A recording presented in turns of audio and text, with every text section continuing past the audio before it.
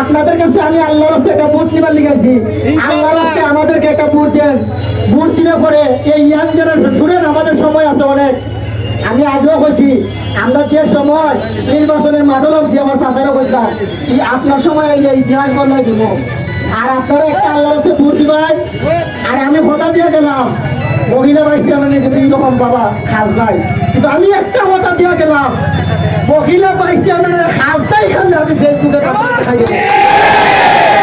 শুনুন, আমি মার্কা আছি, মার্কা আমার মার্কা হয়েছে এখন এক বেটায় বুট চাইতে গেছি ভয় কিনা জানেনি ভয় করা ওই যে ফাঁকা মার্কা আছো তোরা তো বুট দিতাম না তোমার খেলে ওই গরমের কিন্তু ফাঁকা অফ থাকে। আমি এবারে কইছি যদি আল্লাহ আমার সম্মানিত করে আমার বউরে সুযোগ দেয়, গরমের দিনও যদি আমার ফাঁকা অফ থাকে, তাইলে আমার জায়গার মাঝে যে কারেন্টের খুঁটি কারণ ওই কারেন্টের খুঁটির পাড়া দিয়ে ওই ফাঁকা অফ হবে। আর ওই তো না সোনার কাঠও নয় চলতো না, সোনার কাঠি ইতিহাস বদলাই দিতে।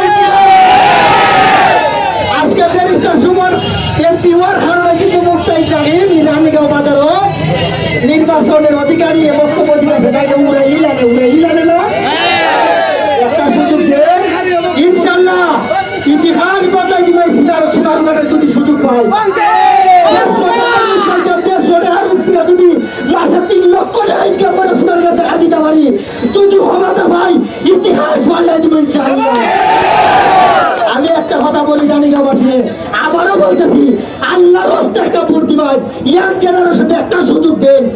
আপনারা যে হয় নদীতে মহিলা ভাইস চেয়ারম্যান কিতা করছে দেখাইছেন, আপনারা কিচ্ছু হয় না ভাই, কিতা করছে দেখান মহিলা ভাইস চেয়ারম্যান আমরা কইতে পারি না মহিলা ভাইস চেয়ারম্যান কথা।